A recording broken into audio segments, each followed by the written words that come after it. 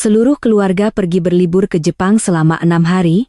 Ibu mertua memesan 5 kamar terpisah tetapi sengaja tidak memesan untuk saya. Saya hendak membuat keributan ketika ibu saya mengirim pesan agar tidak mengatakan apa-apa, blokir kartu, lalu terbang pulang keesokan harinya. Perjalanan ini diorganisir oleh Ibu Wulan, ibu mertua saya. Beliau berkata bahwa sudah lama sekali keluarga tidak pergi bersama-sama. Kali ini, kami akan pergi ke Jepang selama 6 hari untuk menambah wawasan. Mendengarnya, semua orang tentu saja antusias. Memang jarang sekali keluarga suami saya bepergian jauh seperti ini. Keluarga suami saya cukup berada, mereka berbisnis, jadi mengeluarkan uang untuk perjalanan ini bukanlah masalah. Rombongan terdiri dari ibu mertua, bapak mertua, kakak ipar Rian dan istrinya Maya, adik ipar Eko dan istrinya Rina, serta saya dan suami saya. Total ada 8 orang, tetapi Ibu Wulan mengatakan sudah memesan 5 kamar. Saat itu saya tidak terlalu memperhatikan, berpikir mungkin setiap pasangan 1 kamar, dan orang tua 1 kamar sendiri. Terdengar masuk akal. Saya bahkan tertawa dan berkata kepada suami saya, "Agung, Mas Agung, kali ini ke Jepang, aku hanya berharap bisa tidur di kamar dengan jendela yang menghadap ke jalanan, supaya malam-malam bisa puas memandangi lampu kota." Agung saat itu hanya tersenyum tipis dan berkata, "Iya, nanti Mas bilang ibu untuk pesankan kamar yang bagus untukmu." Mendengar itu, saya pun merasa tenang. Saya bukan tipe orang yang banyak menuntut, tetapi saat berlibur, semua orang pasti ingin sedikit nyaman. Namun, ketika kami berdiri di depan resepsionis, petugas dari Jepang itu mengambil daftar nama, membacakan satu persatu, dan memberikan kunci kamar. Segalanya mulai terasa aneh. Kamar 1, Bapak Surya dan Ibu Wulan. Kamar 2, Mas Rian dan Mbak Maya. Kamar 3, Eko dan Rina. Kamar 4, 1 kamar single untuk Mas Agung. Kamar 5, 1 kamar single untuk Mbak Maya. Mendengar sampai di situ, saya sedikit tertegun. Saya menoleh ke arah Mbak Maya. Dia juga tampak terkejut tetapi tidak mengatakan apa-apa, hanya tersenyum canggung. Sedangkan saya, nama saya tidak ada di manapun. Saya kira petugasnya salah baca, jadi saya menunggu lagi, tetapi dia menunduk memberi salam. Sesi pembagian kunci selesai, orang-orang di sekitar mulai menarik koper mereka menuju lift, saya masih berdiri di sana. Saya menoleh ke arah ibu mertua. Ibu Wulan saat itu sedang merapikan syalnya, wajahnya sangat tenang, seolah tidak terjadi apa-apa. Saya menarik napas dalam-dalam lalu bertanya, "Bu, sepertinya tidak ada kamar untuk saya ya?" Begitu pertanyaan itu selesai, suasana tiba-tiba menjadi hening. Mas Rian yang sedang menarik kopernya juga berhenti. Eko menunduk menatap ponselnya, sementara Mas Agung yang berdiri di samping saya tidak berkata apa-apa. Ibu mertua saya menoleh dan tersenyum tipis, suaranya sangat normal. "Oh, ibu kurang pesan 1 kamar. Kamu berbagi saja dengan Mbak Maya, ya?" Mendengar itu, saya tidak langsung bereaksi. Saya melihat Mbak Maya, dia juga sedikit canggung, berkata pelan, "Kamu sama Mbak saja juga tidak apa-apa." Tetapi yang membuat saya merasa aneh bukanlah soal berbagi kamar. Saat liburan bersama, berbagi kamar itu biasa. Yang aneh adalah mengapa ada kamar terpisah untuk Mbak Maya padahal dia pergi bersama suaminya? Dan mengapa Mas Agung, suami saya, juga mendapat kamar sendiri? Saya menoleh ke arah Mas Agung. Dia menghindari tatapan saya dan berkata pelan, "Mungkin ibu salah pesan saja, kamu maklum ya." Kalimat itu terdengar lembut, tetapi membuat saya merasa ada yang tidak beres. Kalau memang salah, mengapa salahnya seperti ini? Salah tapi tetap cukup kamar untuk semua orang, hanya kurang tepat untuk saya seorang. Saya tidak berkata apa-apa lagi. Saya bukan tipe orang yang suka membuat keributan di tempat umum, tetapi di dalam hati saya saat itu mulai ada perasaan yang sangat tidak nyaman, seperti saya sedang disingkirkan dengan cara yang sangat halus. Sesampainya di lantai kamar, saya mengikuti Mbak Maya ke kamarnya. Kamarnya cukup luas, dengan 2 tempat tidur single. Mbak Maya meletakkan kopernya, menoleh ke arah saya, dan tersenyum canggung, "Jangan terlalu dipikirkan, mungkin ibu benar-benar lupa." Saya juga tersenyum tipis, "Iya, Mbak, saya tahu." Tetapi dalam hati saya tidak berpikir begitu. Malam itu, seluruh keluarga makan di restoran Jepang. Makanannya disajikan dengan indah, semua orang tampak gembira, berfoto, dan tertawa. Ibu mertua saya bahkan mengangkat gelas, dan berkata ini adalah perjalanan untuk mengeratkan ikatan keluarga. Saya duduk di sana, tetap tersenyum, mengambil makanan, dan berbicara seperti biasa. Tetapi di kepala saya terus terngiang pertanyaan, mengapa harus saya? Suatu saat, saya tidak sengaja mendengar ibu mertua berkata pelan kepada Mbak Maya, "Kamar kamu ibu pesankan terpisah biar nyaman, kan kalau sekamar sama Rian dia suka mendengkur." Mbak Maya tersenyum dan mengangguk. Mendengar itu, saya semakin merasa aneh. Kalau ingin nyaman, mengapa tidak memesan satu kamar lagi? Keluarga ini bukan kekurangan uang. Selesai makan dan kembali ke hotel, saya berjalan paling belakang. Mas Agung berjalan di depan, tidak menunggu saya seperti biasanya. Saya memperlambat langkah, mengeluarkan ponsel. Tepat saat itu, ada pesan masuk dari ibu saya. Hanya satu baris, jangan bilang apa-apa. Blokir kartunya, lalu pulang besok. Saya tertegun di tengah koridor hotel. Lampu kuning temaram, koridor sepi, tetapi jantung saya tiba-tiba berdebar kencang. Ibu saya bukan orang yang suka mengirim pesan seperti ini. Beliau hidup sederhana, jarang ikut campur dalam urusan rumah tangga saya. Tetapi setiap kali beliau mengatakan sesuatu, pasti ada alasannya. Saya membaca pesan itu sekali lagi. Jangan bilang apa-apa. Blokir kartunya, lalu pulang besok. 3 kalimat pendek, tetapi seolah ada sesuatu yang menunggu di baliknya. Saya tidak langsung membalas. Saya berdiri di sana sejenak lalu kembali ke kamar. Mbak Maya sudah masuk ke kamar mandi. Saya duduk di tempat tidur, membuka kembali pesan itu. Saya memikirkan cara ibu mertua mengatur kamar, memikirkan tatapan menghindar Mas Agung, memikirkan bahwa saya satu-satunya yang tidak punya kamar, dan memikirkan kata-kata ibu saya. Saya bukan orang yang gegabah, tetapi saya juga bukan tipe orang yang mau menerima perlakuan tidak masuk akal. Saya membuka aplikasi mobile banking. Rekening gabungan saya dan suami muncul. Saya menatap saldonya sejenak lalu mematikan layar. Saya belum melakukan apa-apa, tetapi di kepala saya, sebuah ide mulai terbentuk. Ada hal-hal yang jika langsung diungkapkan hanya akan membuat saya terlihat seperti orang yang sulit, tetapi jika diam di saat yang tepat, segalanya akan terungkap dengan lebih jelas.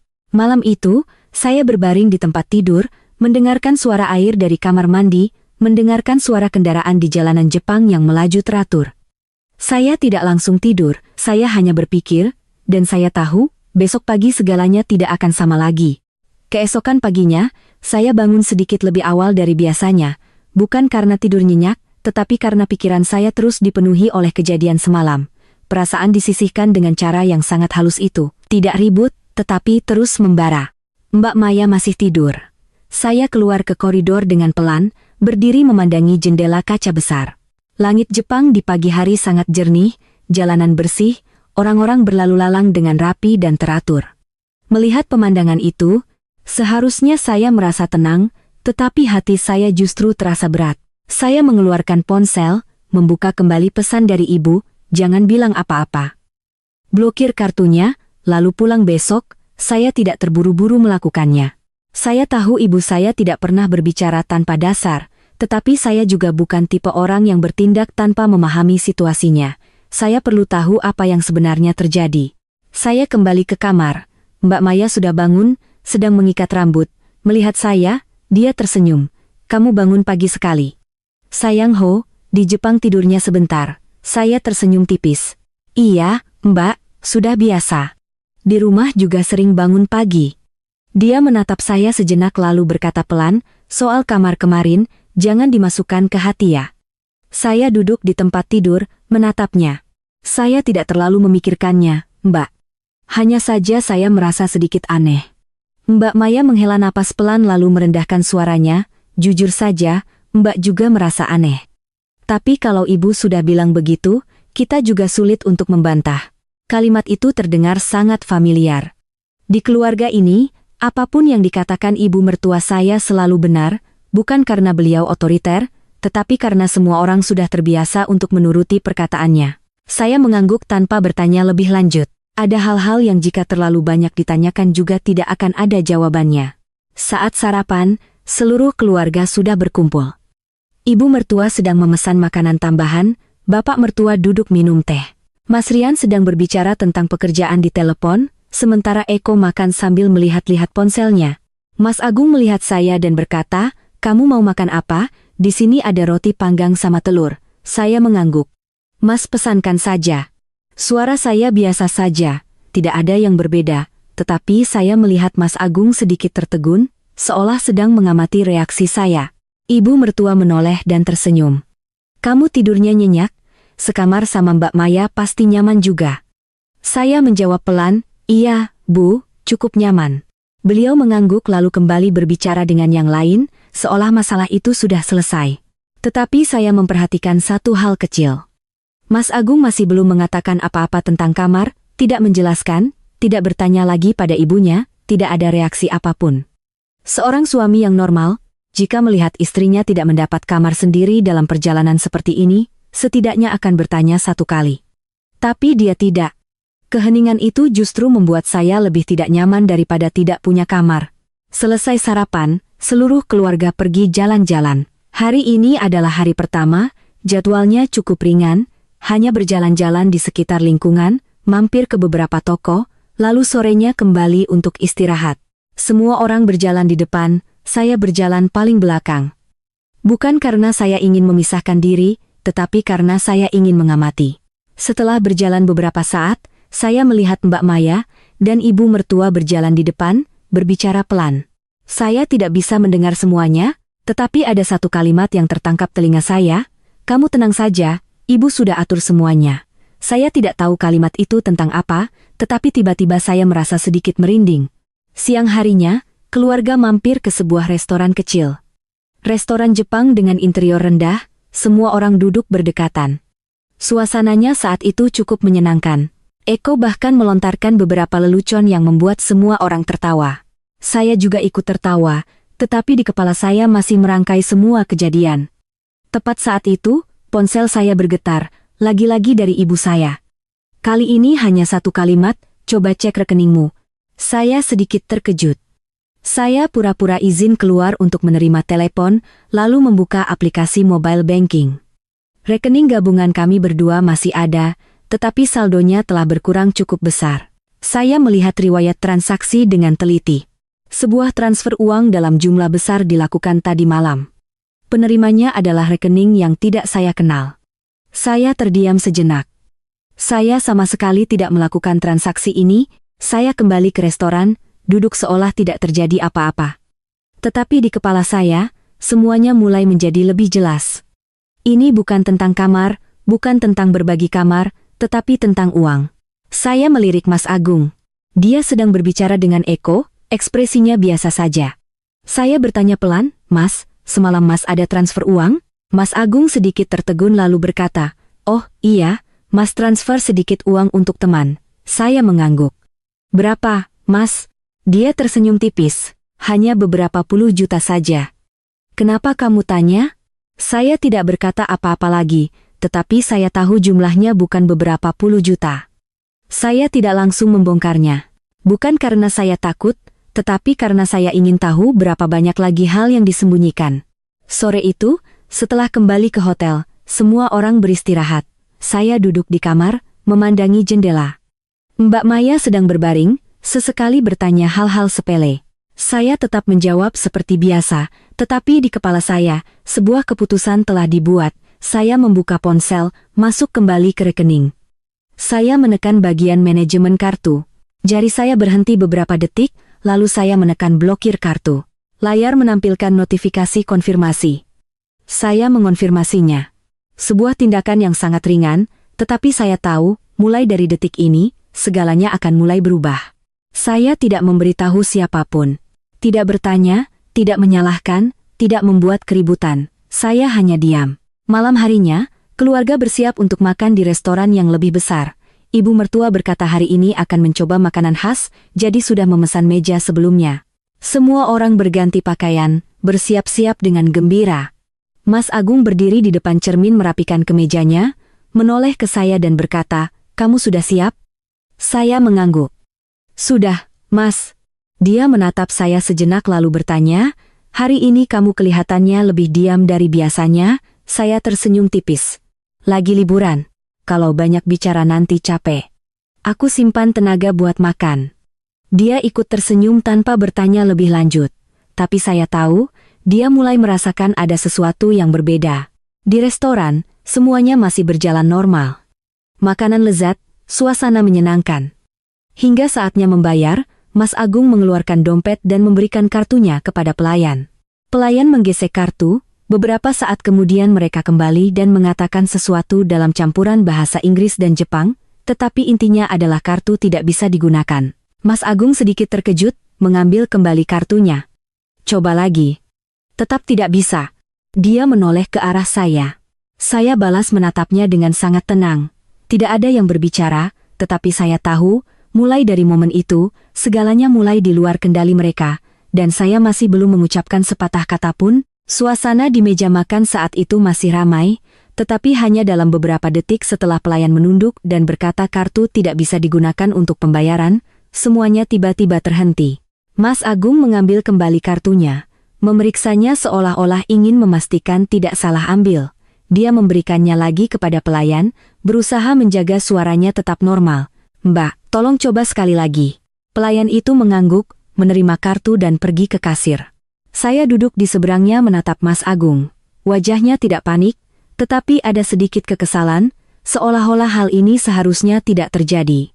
Ibu mertua saya, Ibu Wulan, yang saat itu sedang berbicara dengan Mbak Maya, melihatnya dan langsung menoleh. Ada apa, Nak? Mas Agung menjawab, mungkin kartunya ada sedikit masalah. Bu, suaranya masih terdengar ringan, tetapi saya bisa mendengar nada canggung di dalamnya. Beberapa saat kemudian, pelayan kembali, masih menunduk dengan sangat sopan. Mohon maaf, Tuan, kartu ini tetap tidak bisa digunakan. Kalimat itu seperti tombol yang ditekan. Tidak ada yang langsung berbicara, tetapi tatapan semua orang mulai berubah. Eko adalah yang pertama angkat bicara, tertawa canggung, mungkin mesin mereka yang error, Mas. Coba kartu lain. Mas Agung terdiam sejenak lalu mengeluarkan kartu lain dari dompetnya. Kali ini dia memberikannya tanpa berkata apa-apa lagi. Pelayan menerima kartu itu dan pergi. Saya tahu kartu itu juga terhubung dengan rekening gabungan, dan saya juga tahu hasilnya akan sama. Benar saja. Pelayan kembali, masih dengan senyum tipis tetapi kali ini dengan raut sedikit sungkan. Mohon maaf, Tuan, kartu ini juga tidak dapat diproses. Suasana di meja makan mulai sedikit tegang. Mas Rian meletakkan sumpitnya dan menatap adiknya. Gung, kenapa begitu? Kartumu ada masalah? Mas Agung saat itu sudah tidak bisa lagi mempertahankan ketenangannya. Dia mengerutkan kening, menatap saya sekilas, lalu membuang muka. Mungkin ada masalah dari bank, Mas. Ibu mertua menyela, suaranya terdengar sedikit tidak senang. Lagi liburan kok bisa kartunya bermasalah begini? Kamu tidak cek dulu? Mas Agung terdiam beberapa detik lalu berkata, saya juga tidak tahu, Bu. Saya masih duduk di sana, memegang gelas air tanpa berkata apa-apa. Saya membiarkan semuanya terjadi secara alami. Mbak Maya melihat ke sana kemari lalu berkata dengan lembut, atau biar kami bayar dulu, nanti di rumah Mak. Eko juga mengangguk, iya, Mas, biar saya yang bayar, tidak apa-apa. Tetapi ibu mertua saya berkata, tidak perlu, biar ibu yang bayar. Beliau mengeluarkan dompetnya, mengambil kartu dan memberikannya kepada pelayan. Kali ini, kartu beliau berhasil. Semua orang menghela napas lega seolah baru saja lolos dari situasi yang memalukan. Tapi saya tahu, ini baru permulaan. Selesai makan, seluruh keluarga bangkit untuk pulang. Tidak ada yang membahas lagi soal kartu, tetapi semua orang tampak berpikir. Keluar dari restoran, udara malam Jepang terasa sejuk. Semua orang berjalan kaki kembali ke hotel. Saya berjalan di samping Mas Agung. Dia diam cukup lama sebelum akhirnya berkata pelan, kamu tahu sesuatu? Saya menoleh menatapnya, suara saya masih biasa saja. Tahu apa, Mas? Dia menatap lurus ke arah saya. Kenapa kartu Mas tidak bisa dipakai? Saya sedikit memiringkan kepala seolah berpikir, aku juga tidak tahu. Mungkin bank memblokirnya karena ada transaksi di luar negeri, Mas? Dia tidak berkata apa-apa lagi, tetapi saya melihat jelas ada kecurigaan di matanya. Sesampainya di hotel, semua orang kembali ke kamar masing-masing. Saya mengikuti Mbak Maya ke kamar. Dia menutup pintu dan menghela napas. Hari ini aneh ya, Dek, saya tersenyum tipis. Iya, Mbak, mungkin karena masalah kartu saja. Dia duduk di tempat tidur menatap saya. Mbak rasa tidak sesederhana itu. Saya tidak menjawab. Ada hal-hal yang belum saatnya untuk diungkapkan. Malam itu, saat saya bersiap untuk mandi, ponsel saya bergetar lagi. Ibu saya menelepon. Saya keluar ke koridor untuk menjawab. Suara ibu saya di seberang sana sangat tenang. Kamu sudah blokir kartunya?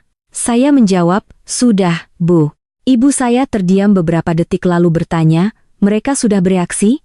Saya menceritakan kejadian di restoran. Ibu saya mendengarkan lalu hanya berkata satu kalimat, berarti sudah dimulai. Saya sedikit terkejut. Mulai apa, Bu? Ibu saya menghela napas pelan. Kamu tidak merasa aneh? Kenapa tidak ada kamar untukmu? Saya terdiam. Ibu saya melanjutkan, bukan mereka lupa, tapi mereka sengaja. Saya menelan ludah, tapi untuk apa, Bu? Suara ibu saya melambat, jelas setiap katanya. Supaya kamu merasa tidak punya posisi, dan supaya kamu tidak lagi bisa mengontrol keuangan. Saya terdiam. Ibu saya tidak banyak bicara, tetapi setiap kalimatnya tepat sasaran. Saya bertanya pelan, ibu sudah tahu sesuatu, ya? Ibu saya tidak menjawab langsung, hanya berkata, kamu tenang saja, jangan bilang apa-apa, amati saja. Kalau mereka bertanya, bilang saja kamu tidak tahu apa-apa. Saya mengangguk meskipun ibu tidak melihat. Setelah menutup telepon, saya berdiri di sana sejenak. Angin dingin berhembus di koridor, tetapi saya tidak merasa dingin.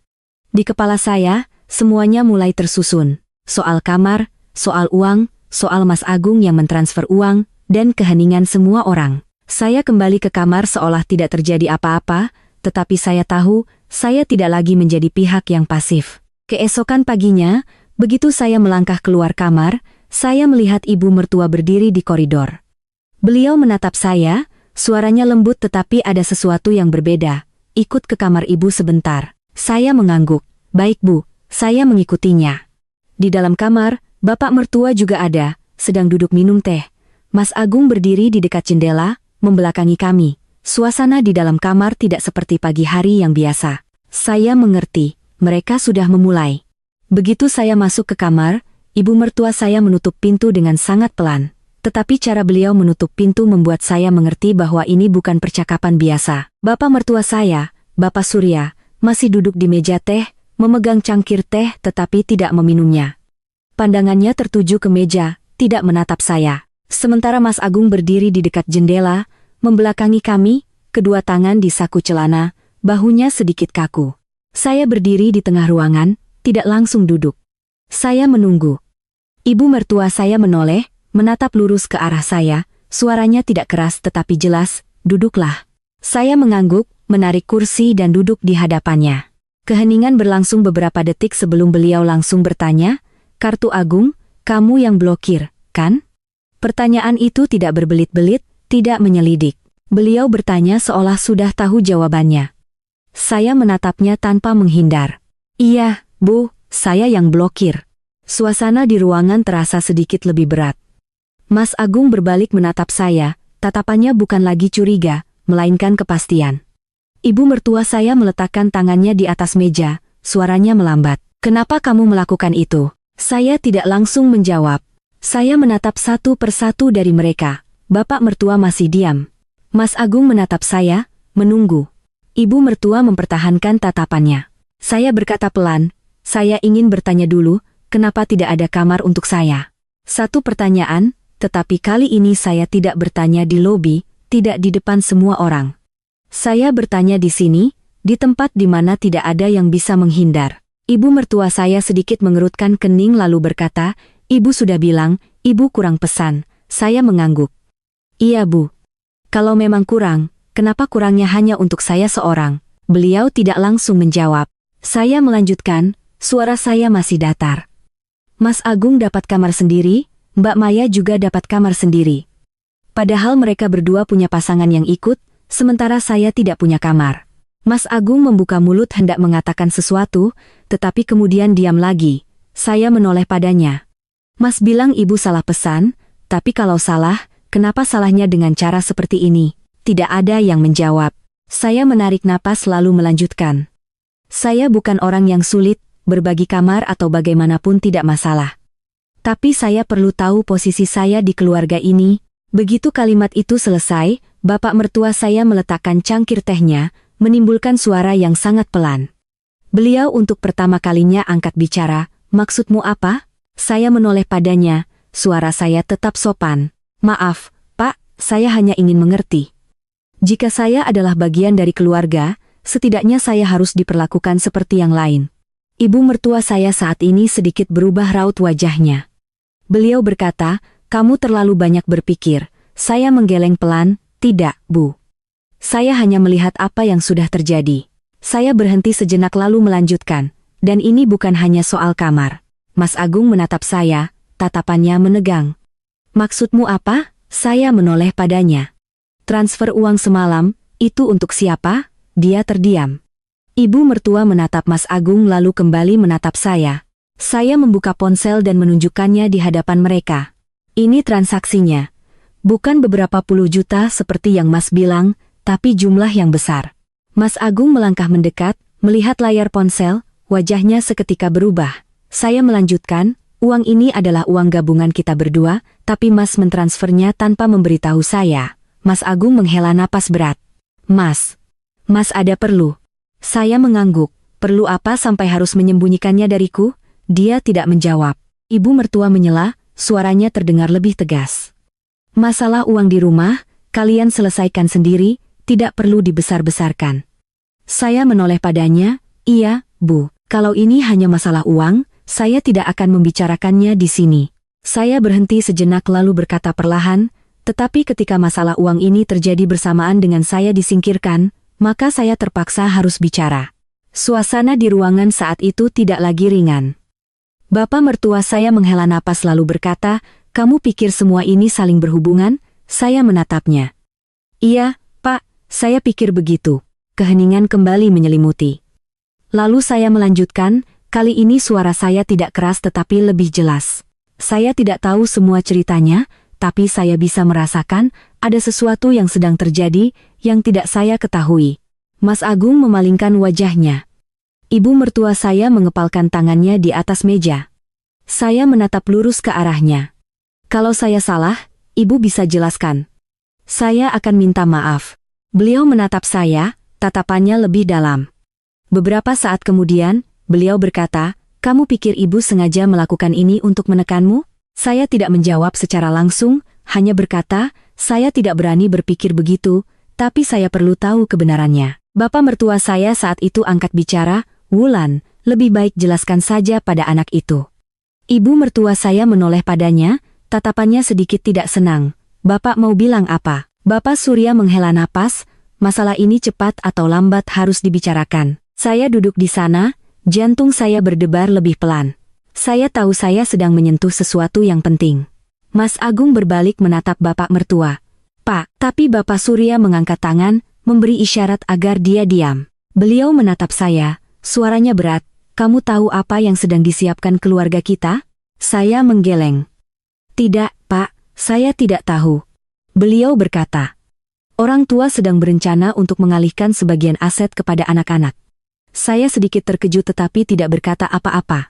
Beliau melanjutkan, "Tapi sebelum itu dilakukan, orang tua ingin melihat bagaimana setiap anak menangani uang dan tanggung jawab."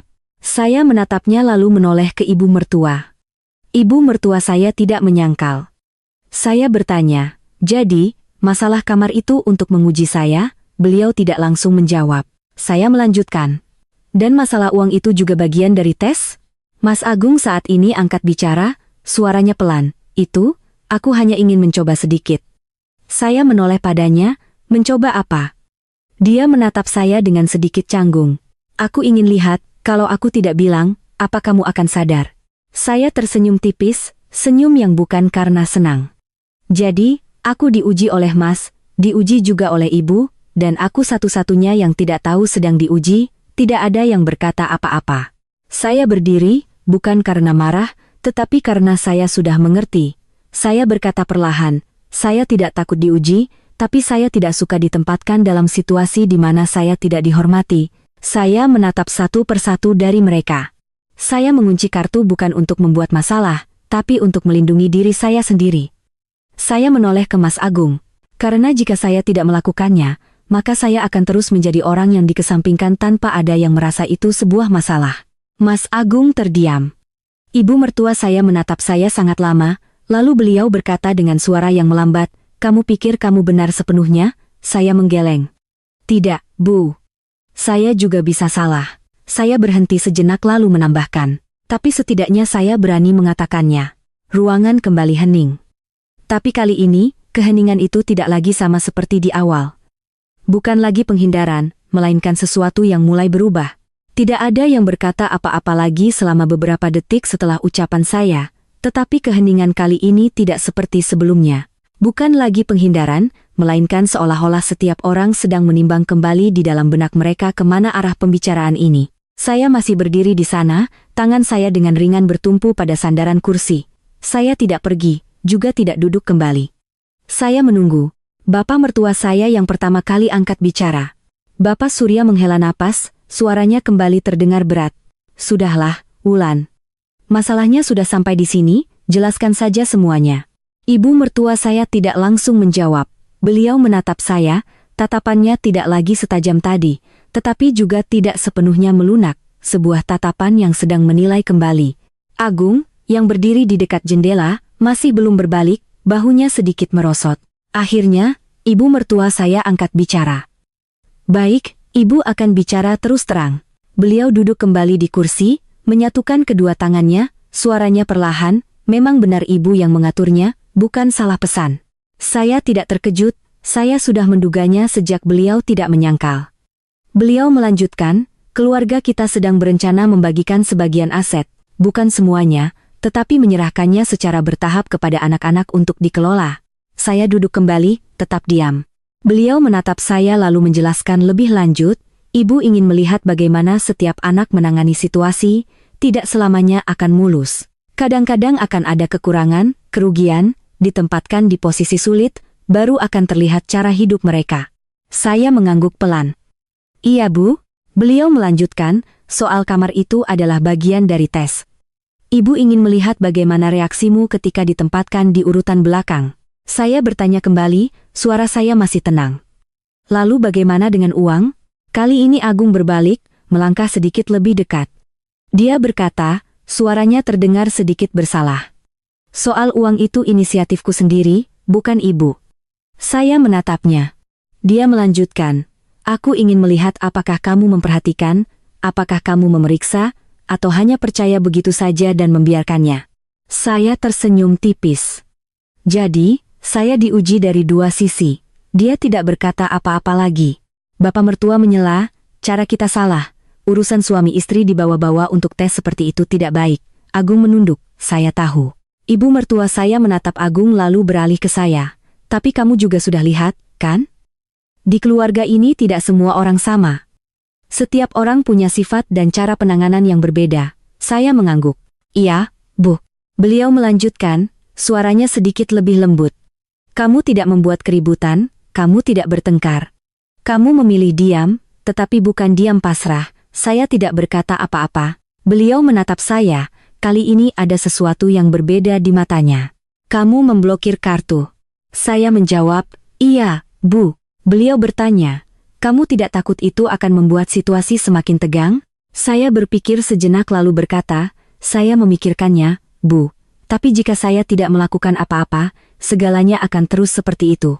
Saya berhenti sejenak lalu menambahkan, saya tidak ingin menjadi orang yang diabaikan tanpa ada yang menyadarinya. Kalimat itu saya ucapkan tidak dengan suara keras, tetapi jelas. Ibu mertua saya terdiam sejenak lalu menoleh ke bapak mertua. Bagaimana menurut Bapak? Bapak Surya menatap saya dan mengangguk pelan. Anak ini tidak banyak bicara, tapi tidak bisa diremehkan. Kalimat itu membuat saya sedikit terkejut. Bukan karena pujian, tetapi karena ini pertama kalinya saya melihat bapak mertua menatap saya dengan pengakuan yang jelas. Ibu mertua saya menghela napas pelan lalu berkata, baik, kalau begitu ibu akan bertanya satu hal padamu. Saya menatapnya, silakan, Bu. Beliau bertanya, jika nanti kamu mengelola uang dan aset, lalu menghadapi situasi yang merugikan, apa yang akan kamu lakukan? Saya tidak langsung menjawab. Saya berpikir sejenak lalu berkata, saya tidak akan langsung bereaksi. Saya akan melihat dari mana kerugian itu berasal, apakah karena saya sendiri atau karena orang lain. Saya berhenti sejenak lalu melanjutkan. Jika karena saya akan memperbaikinya. Jika karena orang lain, saya akan mencari cara agar itu tidak terulang lagi. Beliau bertanya lagi, Dan jika orang lain sengaja melakukannya padamu, saya menatap lurus ke arahnya. Saya tidak akan berkonfrontasi secara langsung, tetapi saya akan menetapkan kembali batasan. Agung menatap saya. Saya melanjutkan, seperti soal kartu itu, saya tidak berdebat, tetapi saya memblokirnya. Suasana di ruangan saat itu terasa sedikit lebih ringan. Bukan karena semuanya sudah selesai, tetapi karena semua orang mulai lebih saling memahami. Bapak mertua saya berdiri, berjalan ke dekat jendela, memandang keluar. Keluarga memang tidak selamanya bisa terus terang. Kadang-kadang harus sedikit berputar baru bisa melihat dengan jelas. Ibu mertua saya berkata, tetapi kalau terlalu berputar, jadinya tidak nyaman. Beliau menatap saya, soal kamar, ibu minta maaf. Kalimat itu membuat saya sedikit tertegun. Bukan karena terkejut, tetapi karena saya tidak menyangka beliau akan mengucapkannya. Saya menjawab pelan, tidak apa-apa, Bu, saya tidak marah. Beliau mengangguk lalu melanjutkan, tetapi ibu juga ingin kamu mengerti, tidak selamanya ibu salah. Ada hal-hal yang ibu lakukan demi kebaikan seluruh keluarga. Saya mengangguk. Iya, Bu, saya mengerti. Agung saat ini melangkah lebih dekat ke arah saya. Dia berkata pelan, dan aku minta maaf padamu. Saya menatapnya. Dia melanjutkan, aku seharusnya tidak melakukan itu padamu. Saya tidak langsung menjawab. Saya menatapnya sejenak lalu berkata, Mas mengujiku, tapi Mas tidak memberitahuku sebelumnya. Jadi, kalau aku tidak sadar, bagaimana? Dia terdiam. Saya melanjutkan, ada hal-hal yang tidak seharusnya diuji. Suara saya tidak menyalahkan, tetapi jelas. Dia mengangguk. Aku tahu. Setelah jeda sejenak, ibu mertua saya berdiri, suaranya kembali lebih normal. Sudah, cukup sampai di sini. Masih ada beberapa hari lagi untuk liburan, jangan membuat suasana jadi berat. Beliau menatap saya, nanti sore ibu sudah pesankan kamar tambahan untukmu, tidak perlu berbagi lagi. Saya sedikit terkejut, tidak apa-apa Bu. Saya sekamar dengan Mbak Maya juga tidak masalah. Beliau menggeleng. Tidak perlu. Sesuatu yang jelas itu lebih baik. Saya mengangguk. Baik, Bu. Bapak mertua saya tersenyum tipis. Nah, begini kan bagus. Liburan kok rasanya seperti rapat keluarga, capek juga. Kalimat itu membuat suasana sedikit mencair. Agung juga tersenyum tipis. Saya berdiri, bersiap untuk keluar. Tetapi sebelum membuka pintu, saya berbalik dan mengatakan satu kalimat, saya tidak perlu diutamakan, saya hanya perlu tidak diremehkan. Kalimat itu saya ucapkan dengan sangat pelan, tetapi saya tahu itu akan tetap ada di benak setiap orang. Melangkah keluar dari ruangan, koridor masih sepi seperti tadi pagi, tetapi kali ini, saya merasa lebih ringan. Bukan karena semuanya sudah selesai, tetapi karena saya tidak lagi berdiri di luar. Dan saya tahu, sisa hari perjalanan ini tidak akan sama seperti yang telah mereka rencanakan semula. Sore itu, ketika saya menerima kunci kamar baru dari resepsionis, perasaan di hati saya bukanlah kegembiraan seperti saat keadilan ditegakkan, melainkan sebuah kelegaan yang sulit digambarkan. Seolah-olah saya baru saja keluar dari tempat yang sempit, bukan karena tidak tahan, tetapi karena akhirnya memiliki hak untuk berdiri tegak. Kamar baru itu tidak jauh lebih besar dari kamar Mbak Maya, tetapi ini adalah milik saya sendiri. Saya meletakkan koper, membuka jendela, angin sore berhembus masuk membawa aroma udara asing dari kota yang jauh, membuat pikiran saya segar. Saya duduk di tempat tidur, memandang sekeliling. Tidak ada siapa-siapa di sini selain saya, tidak perlu memperhatikan siapapun, tidak perlu menebak-nebak tatapan orang lain. Perasaan itu sudah lama tidak saya rasakan. Ponsel bergetar, pesan dari Agung. Turun ke lobi, ya. Keluarga sudah siap jalan-jalan lagi. Saya menjawab singkat, iya, saya tidak memperpanjang percakapan. Tidak marah, tetapi juga tidak lagi bersikap sealami sebelumnya. Sesampainya di lobi, semua orang sudah menunggu. Ibu mertua melihat saya, mengangguk sangat pelan, tidak lagi dengan tatapan menguji seperti kemarin. Sementara bapak mertua tersenyum ramah, kamar barunya nyaman, nak? Saya menjawab, nyaman sekali pak. Beliau manggut-manggut. Liburan kalau tidurnya tidak nyaman, jadi tidak seru. Kalimatnya terdengar sederhana, tetapi saya mengerti beliau sedang berusaha mencairkan suasana. Agung berdiri di dekat situ, menatap saya sejenak lalu bertanya, kamu capek? Saya menggeleng. Tidak, dia sepertinya ingin mengatakan sesuatu lagi, tetapi kemudian urung. Sore itu, Keluarga mengunjungi sebuah kawasan kota tua. Jalan-jalan kecil, toko-toko yang cantik, semuanya sangat indah. Semua orang berfoto, berbelanja, berbicara dan tertawa.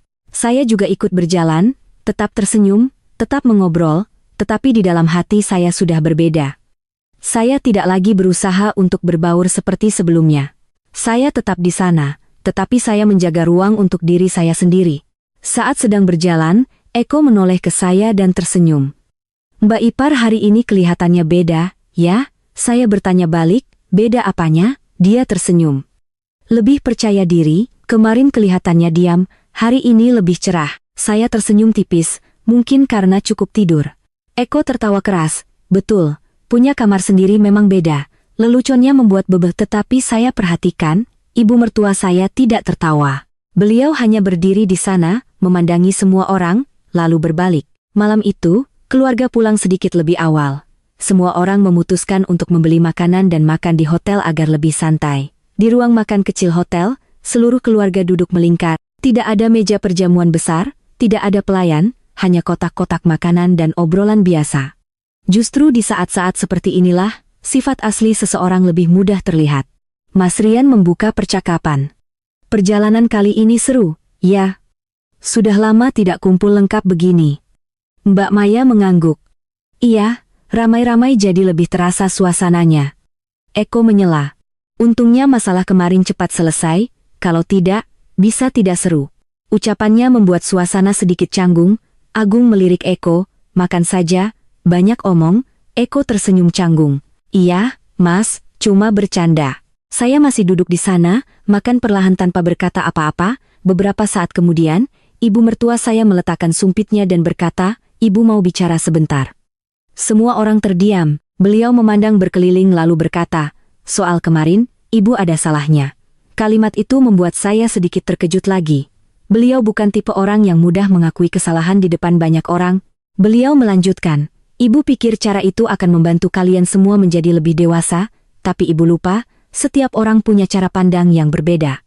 Beliau menatap saya, "Terutama kamu." Saya meletakkan sumpit dan menatapnya. Beliau berkata, "Reaksimu tidak seperti yang Ibu duga, tetapi caramu juga tidak salah." Suasana hening.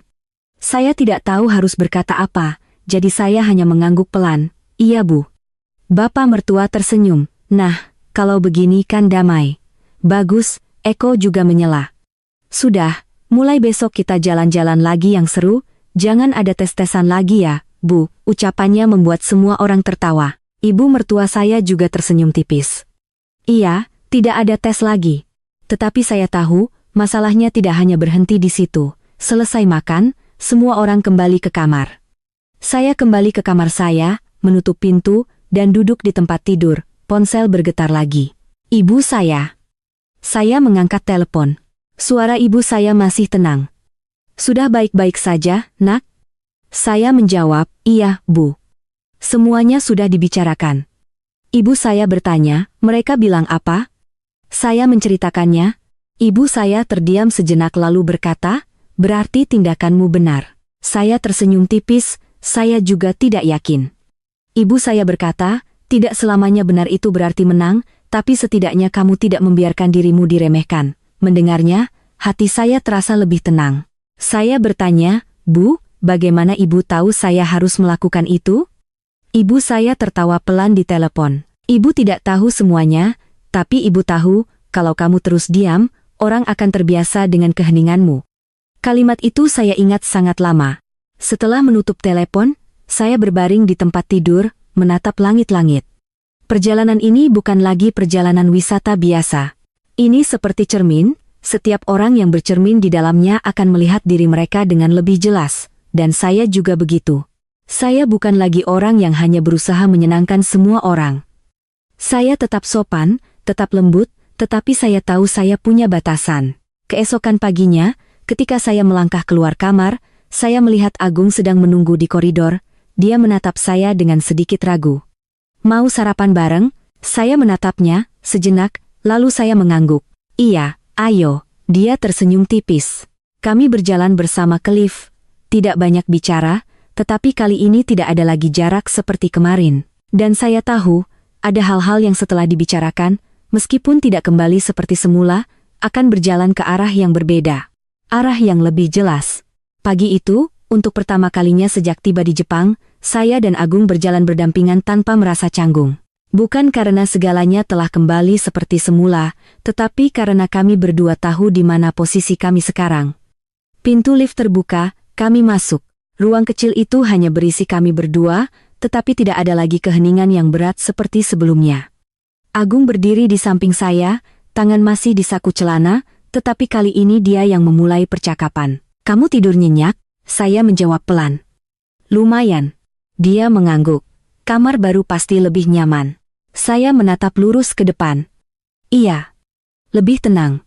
Sebuah jawaban sederhana, tetapi Agung mengerti maksudnya. Bukan hanya soal kamar, tetapi soal tidak ditempatkan di posisi yang tidak jelas lagi. Dia terdiam beberapa detik lalu berkata pelan, "Aku minta maaf sekali lagi." Saya menoleh menatapnya. Dia melanjutkan, "Bukan karena soal uang, tapi karena aku tidak langsung membelamu dari awal." Kalimat itu membuat saya sedikit terkejut. Saya tidak menyangka dia akan mengatakannya secara langsung. Saya bertanya kembali, suara saya masih tenang. "Menurutmu, membela itu seperti apa?" Dia berpikir sejenak lalu berkata, "Setidaknya, saat kamu bertanya soal kamar, aku harusnya bertanya balik pada ibu. Bukan hanya bilang, maklum ya." Saya mengangguk pelan. "Benar." Dia menghela napas. "Aku sudah terbiasa. Di keluarga ini dari kecil, apa yang diputuskan ibu ya begitu." Aku jarang protes. Saya menatapnya, tidak menyalahkan, hanya bertanya, "Tapi sekarang Mas sudah punya keluarga sendiri. Kalau Mas tetap mempertahankan kebiasaan itu, lalu di mana posisiku?" Dia tidak langsung menjawab. Lift berbunyi, pintu terbuka. Kami melangkah keluar, menuju ruang makan. Agung berkata pelan, "Aku sedang belajar lagi." Saya tidak berkata apa-apa lagi. Ada jawaban yang tidak perlu diperdebatkan. Sesampainya di ruang makan, hampir semua orang sudah ada.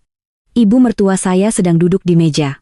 Melihat kami datang bersama, beliau menatap sekilas, lalu membuang muka. Bukan tatapan kesal, melainkan seperti sedang mengamati. Bapak mertua tersenyum, "Sudah turun, ayo sini makan." Saya menjawab, "Iya Pak." Sarapan pagi itu cukup santai, tidak ada yang menyinggung kejadian sebelumnya. Eko masih bercerita dengan ramai, menceritakan hal-hal sepele yang membuat semua orang tertawa. Mbak Maya duduk di samping saya, berbisik pelan, "Kamar barunya nyaman, kan?" Saya mengangguk. "Iya, Mbak." Dia tersenyum, "Syukurlah. Kemarin Mbak lihat suasananya agak tegang." Saya tersenyum tipis. Sekarang sudah tidak apa-apa. Tapi saya tahu, tidak apa-apa ini bukanlah akhir. Selesai sarapan, keluarga naik bus untuk pergi ke sebuah tempat wisata terkenal. Di dalam bus, semua orang duduk berselang-seling, mengobrol, berfoto. Saya duduk di dekat jendela, Agung di samping saya. Saat di perjalanan, ibu mertua menoleh ke belakang dan berkata, "Hari ini siapa yang mau belanja, nanti sore bebas, tidak perlu pergi bersama-sama." Eko tersenyum. "Wah, bagus itu Bu. Aku mau lihat-lihat barang elektronik." Rina juga berkata, "Aku mau ke toko kosmetik." Ibu mertua mengangguk. "Iya, tidak apa-apa berpisah, tapi ingat waktu pulang." Lalu beliau menoleh ke saya. "Kalau kamu?" Saya menjawab, "Saya kemana saja boleh, Bu." Beliau menatap saya sejenak lalu berkata, "Nanti sore kamu pergi sama ibu." Kalimat itu membuat sesi bus sedikit hening sejenak. Saya juga sedikit tertegun, tetapi tetap menjawab, "Baik Bu." Eko menoleh ke Agung dan mengedipkan mata. "Mas Agung, Mbak Ipar dijaga ibu, ya?" Agung tidak tersenyum. Saya juga tidak berkata apa-apa lagi. Saya mengerti, sore itu tidak akan sesederhana pergi berbelanja. Siang harinya, setelah makan, semua orang berpisah seperti yang direncanakan. Agung menatap saya. "Kamu benar-benar pergi sama ibu?" Saya mengangguk. "Iya." Dia berkata pelan, "Kalau ada apa-apa, telepon aku ya." Saya tersenyum tipis. "Iya, aku tahu." Mengatakan itu, tetapi saya tahu masalah ini adalah antara saya dan ibu mertua. Sore harinya, saya dan ibu mertua berjalan di sebuah jalan yang lebih sepi. Tidak ada orang lain, hanya kami berdua. Cukup lama tidak ada yang berbicara, lalu ibu mertua yang memulai. "Kamu merasa ibu galak?" Saya sedikit terkejut tetapi tetap menjawab, "Kadang-kadang, Bu." Beliau tersenyum tipis. "Setidaknya kamu jujur." Saya juga tersenyum. Iya, Bu. Saya pikir jujur lebih mudah untuk saling mengerti. Beliau mengangguk. Tapi tidak semua orang bisa mengatakannya. Saya tidak menjawab. Beliau berjalan beberapa langkah lagi lalu melanjutkan. Ibu tidak membencimu. Saya menoleh menatapnya. Beliau berkata, tapi ibu juga tidak mudah percaya padamu dari awal. Saya bertanya, kenapa Bu? Beliau menghela napas pelan. Karena kamu terlalu diam. Saya sedikit terkejut. Beliau melanjutkan, kamu tidak berebut, tidak menuntut, tidak banyak bicara. Ibu tidak tahu apa yang kamu pikirkan. Saya berkata, saya pikir tidak semua hal perlu diungkapkan. Beliau mengangguk, benar. Tapi kalau tidak diungkapkan, orang lain akan menebak-nebak sendiri. Saya terdiam. Beliau berhenti di depan sebuah toko, memandang ke dalam, lalu berkata, waktu kamu bertanya soal kamar tempo hari, ibu pikir kamu akan membuat keributan. Saya tersenyum tipis. Saya juga berpikir begitu. Beliau menoleh menatap saya, tapi kamu tidak melakukannya. Saya berkata, karena saya rasa membuat keributan saat itu tidak akan menyelesaikan apa-apa. Beliau mengangguk. Benar, tapi kalau kamu diam terus juga tidak baik. Saya berkata, iya, Bu, makanya saya memilih untuk bicara di saat yang tepat. Beliau menatap saya cukup lama, lalu mengucapkan sebuah kalimat yang tidak saya duga, kamu mirip ibu. Saya tertegun. Beliau tersenyum tipis. Ibu juga tidak suka keributan, tapi kalau perlu, ibu akan bicara. Saya tidak tahu harus berkata apa. Kami berdua berdiri di sana, di sebuah jalanan asing, tetapi rasanya seperti kami lebih saling memahami. Beliau melanjutkan, ibu tidak butuh kamu sempurna, tapi ibu butuh kamu tahu cara menjaga diri. Saya mengangguk. Iya, Bu. Beliau menatap saya, tatapannya tidak lagi berjarak seperti sebelumnya, dan tahu kapan harus diam, kapan harus bicara. Saya menjawab, iya, Bu, saya akan belajar. Beliau tersenyum tipis. Tidak perlu belajar, kamu sudah bisa. Kalimat itu tidak keras, tetapi cukup membuat hati saya terasa hangat. Sore itu, saya dan ibu mertua tidak banyak berjalan, tidak banyak berbelanja. Tetapi yang saya dapatkan bukanlah barang, melainkan sebuah perubahan. Sebuah perubahan yang tidak diucapkan, tetapi bisa dirasakan oleh semua orang. Ketika kembali ke hotel, Agung sedang menunggu di lobi. Melihat saya, dia bertanya, baik-baik saja? Saya menatapnya lalu tersenyum tipis. Baik. Dia mengangguk tanpa bertanya lebih lanjut. Tetapi saya tahu, mulai hari ini, segalanya di keluarga ini telah mulai bergerak ke arah yang berbeda. Arah di mana tidak ada lagi yang berdiri di luar. Malam itu setelah kembali ke hotel, saya tidak langsung naik ke kamar. Saya duduk di lobi, di kursi dekat jendela kaca. Di luar sana, lampu jalanan Jepang bersinar lembut, orang yang lalu lalang tidak ramai tetapi teratur. Suasananya sangat tenang, jenis ketenangan yang membuat orang mudah berpikir. Agung duduk di samping saya, tidak langsung berbicara. Beberapa saat kemudian, barulah dia bertanya, bagaimana jalan-jalanmu dengan ibu hari ini? Saya tidak menatapnya, masih memandang keluar. Biasa saja, Bu. Hanya mengobrol. Dia mengangguk lalu bertanya lagi, ibu ada bilang sesuatu tentangmu? Saya menoleh menatapnya. Ada. Dia sedikit menegang. Ibu bilang apa? Saya tersenyum tipis. Ibu bilang aku mirip beliau. Agung tertegun sejenak lalu tertawa. Mirip ibu? Saya mengangguk. Iya. Tapi sepertinya bukan mirip galaknya. Dia tertawa. Iya, kalau itu kamu belum sampai. Saya ikut tertawa. Sebuah momen ringan yang langka setelah beberapa hari yang tegang. Tetapi saya tahu, ini belum berakhir, hanya sedang beralih ke fase yang lain. Beberapa saat kemudian, yang lain juga turun ke lobi. Eko berjalan di depan, begitu melihat saya langsung berkata, Mbak Ipar, sore ini jalan sama ibu, apa ditanyai macam-macam? Saya tertawa. Tidak, ibu hanya ajak Mbak jalan-jalan saja. Eko mengedipkan mata. Wah, berarti sudah lolos seleksi. Ucapannya membuat Agung melirik, bicara sembarangan. Eko tertawa cengengesan. Cuma bercanda, Mas. Tetapi cara Eko berbicara membuat saya sadar, sepertinya bukan hanya saya yang diuji. Malam itu, keluarga memutuskan untuk berjalan-jalan lagi di sekitar lingkungan. Tidak ada yang ingin cepat-cepat kembali ke kamar. Mungkin karena suasana sudah mencair, semua orang ingin mempertahankan perasaan nyaman itu lebih lama. Saat sedang berjalan, Eko mendekati saya dan berbisik, "Mbak Ipar, aku mau tanya sesuatu, jangan marah ya." Saya menatapnya, "Tanya saja." Eko berkata, "Waktu Mbak blokir kartu itu, Mbak sudah menduga atau sengaja menguji balik?" Saya sedikit terkejut. "Kenapa kamu tanya begitu?" Eko menggaruk kepala. "Soalnya aku lihat Mbak tenang sekali, seperti sudah tahu apa yang akan terjadi." Saya tersenyum tipis. "Bukan tahu sebelumnya, hanya saja Mbak tidak mau pasif." Eko manggut-manggut. "Menurutku cara Mbak menanganinya bagus. Tidak ribut, tapi tetap jelas." Saya tidak berkata apa-apa lagi, tetapi ucapan Eko membuat saya berpikir. Jika orang luar saja bisa melihat dengan jelas, orang di dalam rumah pasti juga melihat. Setelah berjalan beberapa saat, ibu mertua memanggil, "Eko, sini." Eko berlari ke depan. Saya memperlambat langkah, berjalan bersama Agung. Dia bertanya pelan, "Kamu sadar Eko hari ini berbeda?" Saya mengangguk. "Iya. Sepertinya dia tahu lebih banyak dari yang kita kira." Agung menghela napas pelan. "Di rumah ini semua orang tahu urusan orang lain, hanya kita yang tidak sadar sedang diamati." Kalimat itu, untuk pertama kalinya saya dengar dia mengatakannya secara langsung. Saya menatapnya. "Mas sudah mulai sadar?" Dia mengangguk. "Aku sadar aku sudah terlalu terbiasa dengan cara ibu melakukan segalanya, sampai tidak menyadari ada hal-hal yang tidak beres." Saya tidak berkata apa-apa, tetapi saya melihat dia sedang berubah.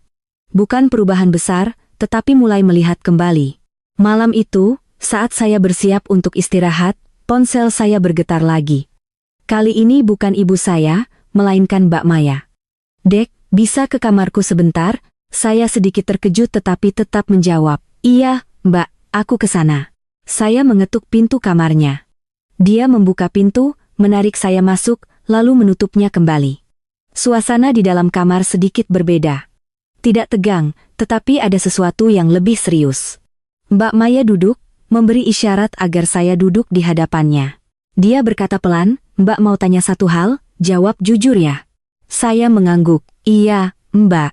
Dia menatap saya lalu bertanya, "Kamu pikir ibu sedang memilih orang untuk diserahi tugas?" Pertanyaan itu membuat saya tertegun. Saya tidak langsung menjawab. Dia melanjutkan, "Mbak sudah lebih lama di keluarga ini darimu. Mbak paham ibu, beliau tidak melakukan sesuatu tanpa alasan."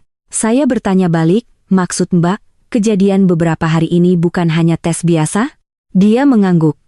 "Iya, ibu sedang mengamati." Saya terdiam. Dia melanjutkan, "Bukan hanya kamu, tapi kami semua." Saya bertanya, "Mbak juga diuji?" Dia tersenyum tipis. "Mbak kira kamu tidak sadar. Kamar terpisahku itu bukan supaya Mbak nyaman."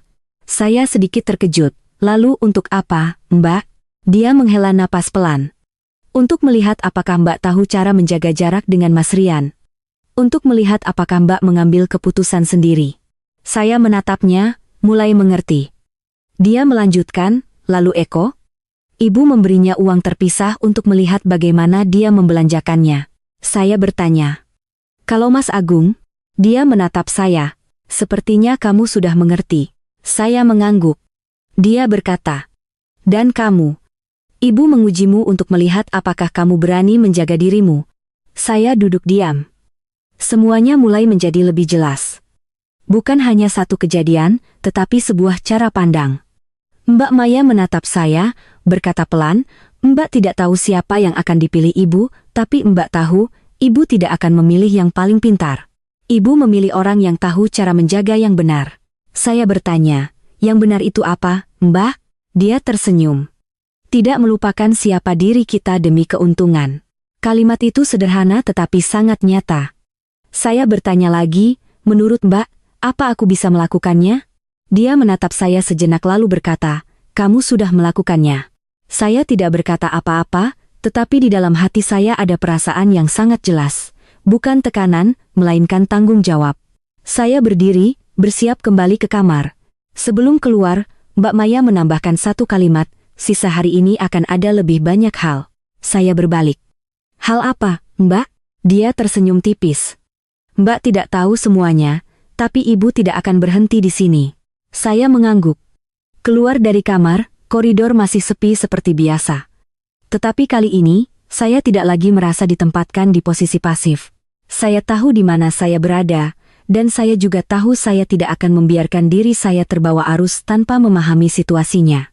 Sisa hari perjalanan ini tidak hanya akan menjadi liburan, tetapi sebuah perjalanan yang berbeda. Sebuah perjalanan di mana setiap orang harus memilih cara melangkahnya sendiri. Pagi di hari keempat di Jepang, saya bangun dengan perasaan yang sangat aneh. Bukan lagi kewaspadaan seperti beberapa hari pertama, juga tidak sepenuhnya santai, melainkan semacam kesadaran penuh. Saya tidak terburu-buru keluar. Saya duduk di dekat jendela, memandangi jalanan. Orang-orang Jepang berlalu lalang dengan teratur, tidak ada yang berdesakan, tidak ada yang terburu-buru berlebihan. Melihat mereka, saya berpikir, mungkin hidup dengan jelas seperti ini lebih menyenangkan. Ponsel saya bergetar. Pesan di grup keluarga. Ibu mertua saya mengirim pesan, hari ini ibu ubah jadwal. Pagi jalan bersama, sore setiap orang atur sendiri, malam pulang rapat keluarga. Dua kata rapat keluarga membuat saya berhenti beberapa detik. Bukan makan malam, bukan jalan-jalan, tetapi rapat. Saya membaca pesan itu sekali lagi. Bukan hanya saya yang merasa aneh. Di grup, Eko langsung membalas, "Rapat beneran, Bu?" Ibu mertua saya hanya menjawab singkat, "Iya." Tidak ada tambahan apapun, saya tahu, hari ini akan menjadi hari yang penting. Saat sarapan, suasananya terasa berbeda. Semua orang masih mengobrol, tetapi masing-masing tampak sedikit menahan diri. Eko hari ini tidak banyak bicara. Rina juga tidak banyak tersenyum seperti kemarin. Mas Rian hanya diam sambil makan. Hanya bapak mertua saya yang masih mempertahankan ketenangannya. Ibu mertua saya duduk di ujung meja, tidak banyak bicara. Saya duduk di samping Mbak Maya. Dia berbisik pelan, "Sudah lihat?" Saya bertanya balik, "Lihat apa, Mbah?" Dia berkata, "Hari ini adalah hari penentuan." Saya tidak menjawab, tetapi saya mengerti maksudnya. Selesai sarapan, keluarga naik bus untuk berwisata seperti biasa, tetapi biasa hari ini tidak sama dengan hari-hari sebelumnya. Tidak ada yang menyinggung kejadian kemarin, tidak ada yang banyak bercanda. Semua orang seolah menyimpan tenaga untuk malam nanti. Siang harinya, setelah makan, semua orang berpisah. Kali ini saya tidak pergi dengan ibu mertua lagi.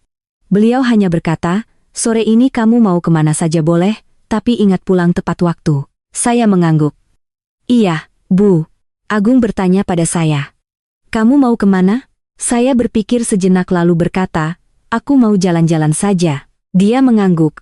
"Aku temani." Kami berjalan di sebuah jalan kecil, tidak ramai, tidak berbelanja, tidak berfoto, hanya berjalan. Cukup lama, barulah Agung angkat bicara. "Kamu khawatir?" Saya bertanya balik, "Khawatir soal apa?" Dia berkata, "Soal malam ini." Saya tersenyum tipis. "Khawatir, sih. Tapi bukan khawatir yang takut." Dia menatap saya. "Lalu apa?" Saya berkata, "Hanya ingin tahu kemana semua ini akan berakhir." Dia terdiam. Saya bertanya balik, "Kalau Mas?" Dia menghela napas pelan. Aku merasa sedikit tertekan. Saya mengangguk. "Karena Mas terbiasa tidak harus memutuskan." Dia menatap saya lalu mengangguk. "Iya." Saya berkata. "Tapi hari ini, sepertinya semua orang harus memutuskan." Dia tidak berkata apa-apa. Tapi saya tahu, dia sedang berpikir. Sore itu, kami tidak pergi jauh, hanya duduk di sebuah kafe kecil. Ruangannya tenang, musiknya lembut, sangat cocok untuk berpikir. Saya tidak banyak bicara, Agung juga begitu. Tetapi satu hal yang jelas, kami berdua sedang bersiap. Menjelang malam, kami kembali ke hotel. Ruang rapat telah disiapkan di lantai bawah. Bukan ruangan besar, hanya cukup untuk seluruh keluarga duduk mengelilingi sebuah meja panjang. Ketika saya turun, hampir semua orang sudah ada. Ibu mertua saya duduk di ujung meja, bapak mertua di sampingnya, Mas Rian dan Mbak Maya di satu sisi, Eko dan Rina di sisi lain. Saya dan Agung duduk di hadapan ibu, suasananya tidak seperti rapat biasa, tidak terlalu tegang, tetapi sangat jelas. Ibu mertua saya memandang berkeliling lalu berkata, "Sudah lengkap, kita mulai." Tidak ada yang berkata apa-apa lagi. Beliau menatap satu persatu lalu berkata perlahan, "Beberapa hari ini ibu tidak menjelaskan, tapi sepertinya semua sudah paham, ini bukan sekadar perjalanan liburan." Tidak ada yang bereaksi. Beliau melanjutkan, "Ibu dan bapak ingin menyerahkan sebagian urusan keluarga, bukan hanya uang, tetapi cara pengelolaannya. Beliau berhenti sejenak lalu menjelaskan lebih lanjut, tapi sebelum diserahkan, ibu perlu tahu bagaimana keadaan setiap anak. Beliau menoleh ke Mas Rian. Rian. Mas Rian mengangkat kepala. Iya, Bu. Beliau bertanya, kamu pikir kamu sudah bekerja dengan baik? Mas Rian sedikit tertegun lalu berkata, saya pikir saya sudah melakukan bagian saya. Beliau mengangguk. Tapi apa kamu mendengarkan orang lain? Dia terdiam.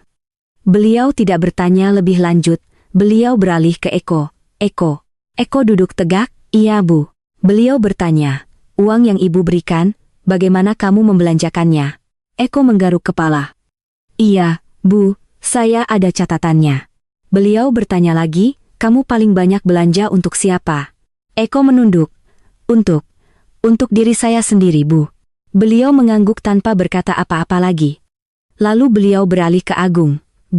Agung menatap lurus. Iya, Bu. Beliau bertanya, waktu kamu transfer uang, apa kamu memikirkan istrimu? Agung terdiam beberapa detik lalu berkata, iya, Bu, saya salah. Beliau tidak berkata apa-apa. Akhirnya, beliau menatap saya. Dan kamu? Seluruh ruangan hening. Saya duduk tegak, menatapnya. Beliau bertanya, bagaimana menurutmu tentang dirimu? Saya tidak langsung menjawab. Saya menatap satu persatu dari mereka, lalu saya berkata perlahan, saya bukan yang paling pintar. Tidak ada yang menyangka saya akan mengatakan itu. Saya melanjutkan, saya juga bukan yang paling kuat. Saya berhenti sejenak lalu menambahkan, tetapi saya tahu saya tidak bisa membiarkan diri saya dikesampingkan. Suasana di ruangan sangat sunyi. Saya melanjutkan. Saya tidak perlu lebih baik dari siapapun, tetapi saya juga tidak menerima menjadi lebih rendah karena diatur oleh orang lain. Ibu mertua saya menatap saya sangat lama. Beliau bertanya, jika ibu serahkan padamu, apa yang akan kamu lakukan? Saya menjawab, saya tidak akan menyimpan semuanya untuk diri saya sendiri. Seluruh ruangan sedikit terkejut. Saya melanjutkan, saya akan membaginya, tetapi membaginya dengan jelas. Saya menoleh ke Agung. Karena jika tidak jelas, akan ada orang yang tersisih. Kalimat itu bukan hanya untuk ibu mertua, tetapi juga untuk Agung. Dia menatap saya tanpa berkata apa-apa, tetapi saya tahu dia mengerti. Ibu mertua saya duduk diam sejenak, lalu beliau mengangguk. Tidak berkata apa-apa lagi, tetapi anggukan itu cukup bagi saya untuk mengerti. Rapat belum berakhir, tetapi segalanya sudah mulai menemukan arah. Suasana di ruang rapat setelah jawaban saya tidak pecah menjadi klimaks yang riuh, sebaliknya, menjadi sangat hening. Jenis keheningan di mana setiap orang sedang merefleksikan diri mereka sendiri. Ibu mertua saya tidak langsung berbicara lagi. Beliau hanya mengangguk lalu bersandar ringan di kursinya. Bapak mertua saya memandang berkeliling, tatapannya perlahan seolah sedang mempertimbangkan sesuatu. Saya tidak terburu-buru bicara lagi, saya sudah mengatakan bagian saya. Beberapa saat kemudian, bapak mertua saya angkat bicara. Wulan, sekarang lanjutkan. Ibu mertua saya duduk tegak kembali. Beliau menatap satu persatu lalu berkata, ibu tidak butuh yang paling pintar. Ibu butuh orang yang bisa menjaga keseimbangan. Eko tampak bingung. Keseimbangan itu apa, Bu? Beliau menatap Eko, suaranya tidak berat tetapi sangat jelas. Tahu mana yang berat, mana yang ringan. Tahu kapan harus mengambil, kapan harus melepaskan. Eko menggaruk kepala. Wah, kalau itu sepertinya saya masih harus banyak belajar. Semua orang tersenyum tipis, suasana sedikit mencair. Tetapi ibu mertua saya tidak tersenyum. Beliau beralih ke Mas Rian. Rian, kamu bekerja dengan baik, tetapi kamu terbiasa memutuskan sendiri. Keluarga bukan perusahaan, tidak selamanya satu orang yang memutuskan itu baik. Mas Rian mengangguk tanpa membantah. Iya, Bu, saya mengerti. Beliau beralih ke Eko. Eko, kamu santai dan mudah bergaul, tetapi kamu belum tahu cara menahan diri. Ada berapa, habis segitu. Menyerahkan urusan padamu, ibu tidak tenang. Eko tersenyum canggung. Iya, Bu, saya tahu. Lalu beliau beralih ke Agung. Suasana di ruangan tiba-tiba menjadi sunyi. Agung duduk tegak. Iya, Bu. Beliau menatapnya, tatapannya tidak lagi setajam sebelumnya tetapi sangat dalam. Kamu tidak buruk, tetapi kamu kurang tegas. Agung tidak berkata apa-apa. Beliau melanjutkan, Kamu terbiasa hidup mengikuti orang lain. Ibu bilang, kamu dengar. Istrimu bilang, kamu juga dengar, tapi kamu tidak memutuskan sendiri. Kalimat itu membuat Agung sedikit menunduk. Saya menatapnya, tidak menyela. Beliau berkata perlahan, keluarga tidak butuh orang yang hanya bisa mendengar, butuh orang yang bisa memilih. Setelah jeda sejenak, beliau beralih ke saya. Dan kamu? Saya menatap lurus. Beliau berkata, kamu tidak paling kuat, tetapi kamu tidak membiarkan dirimu lemah. Saya tidak berkata apa-apa. Beliau melanjutkan, kamu tidak banyak bicara, tetapi ketika bicara, kamu bicara di saat yang tepat. Bapak mertua mengangguk pelan. Ibu mertua saya berhenti beberapa detik lalu mengucapkan sebuah kalimat yang menarik perhatian seluruh ruangan. Ibu akan menyerahkan urusan padamu. Tidak ada yang langsung angkat bicara. Eko adalah yang pertama bereaksi. Loh, menyerahkan apa, Bu? Beliau tidak menjawab Eko, tetapi menatap saya, tetapi tidak semuanya. Saya bertanya balik, iya, Bu. Ibu ingin saya melakukan apa? Beliau berkata, kamu akan mengelola keuangan bersama keluarga, urusan-urusan besar, hal-hal yang perlu diputuskan, kamu yang akan memegang keseimbangannya. Seluruh ruangan hening. Saya mengerti ini bukan masalah sepele. Saya bertanya lagi. Bagaimana dengan Mas Rian dan yang lain? Beliau berkata, setiap orang tetap punya bagiannya masing-masing, tetapi kamu yang akan menjaga keseimbangannya. Kalimat itu diulang, tetapi kali ini saya lebih mengerti. Saya tidak langsung menjawab. Saya menoleh ke Agung, dia juga sedang menatap saya. Tatapannya tidak lagi canggung seperti sebelumnya, melainkan menunggu. Saya kembali menatap ibu mertua. Saya perlu bertanya satu hal. Beliau mengangguk, tanyakan saja. Saya berkata, jika saya yang menjaga keseimbangan, apakah saya punya hak untuk mengatakan tidak? Beliau menatap saya tanpa menghindar. Punya. Saya bertanya lagi. Meskipun itu kepada siapapun? Beliau mengangguk. Meskipun itu kepada ibu. Jawaban itu sangat penting. Saya menarik napas lalu berkata, kalau begitu, saya terima. Tidak ada yang menyangka saya akan menjawab secepat itu. Eko tertawa. Wah, Mbak Ipar cepat sekali menerimanya. Saya tersenyum tipis. Kalau tidak diterima, nanti juga harus dikerjakan. Semua orang ikut tertawa, suasana mencair. Tetapi saya tahu, mulai dari detik ini, peran saya sudah berbeda. Bukan karena diberi kekuasaan, tetapi karena saya telah menerima untuk berdiri di posisi itu. Bapak mertua saya berdiri dan berkata, sudah, kalau begitu selesai. Urusan keluarga tidak perlu surat-surat, yang penting sudah jelas satu sama lain. Ibu mertua mengangguk, lalu beliau menatap saya dan berkata dengan sangat pelan, tapi ingat, menjaga keseimbangan itu tidak mudah. Saya mengangguk. Iya, Bu, saya tahu. Rapat selesai.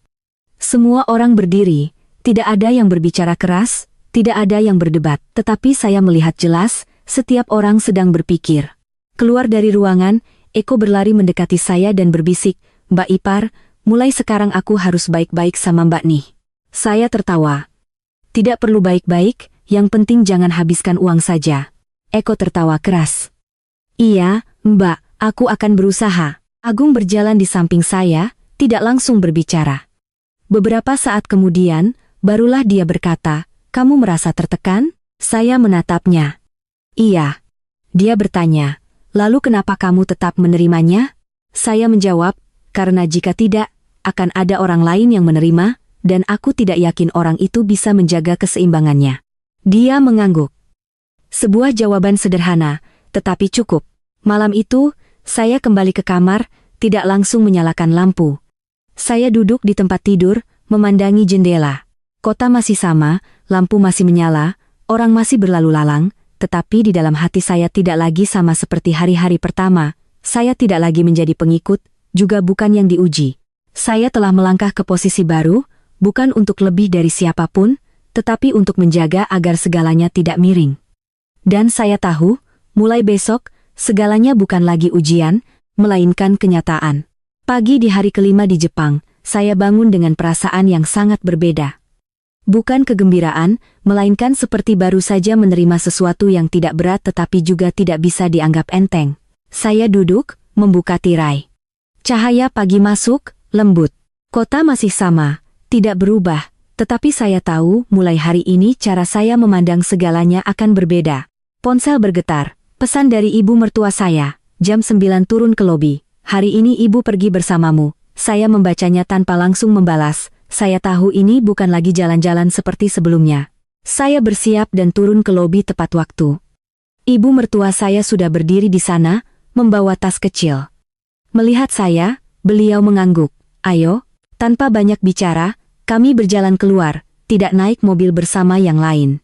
Saya bertanya, iya, Bu, hari ini kita mau kemana? Beliau menjawab, melihat beberapa tempat, nanti kamu akan membutuhkannya. Kalimat itu sangat singkat tetapi cukup bagi saya untuk mengerti. Kami tiba di sebuah kawasan komersial besar. Bukan tempat wisata biasa, melainkan tempat dengan banyak toko, kantor, dan bank. Ibu mertua mengajak saya masuk ke sebuah kafe yang tenang. Kami duduk berhadapan. Beliau memesan teh lalu menatap saya. Mulai hari ini, kamu bukan lagi orang luar dalam urusan keuangan. Saya mengangguk. Iya, Bu. Beliau melanjutkan. Tapi sebelum kamu mulai, Ibu ingin kamu mengerti satu hal. Saya menatapnya. Iya, Bu. Beliau berkata perlahan. Menjaga keseimbangan itu bukan berarti membagi rata, saya sedikit terkejut. Beliau melanjutkan, kadang-kadang harus miring, tetapi miring yang beralasan. Saya diam mendengarkannya. Di keluarga ini setiap orang punya sifat yang berbeda, tidak bisa diperlakukan sama persis.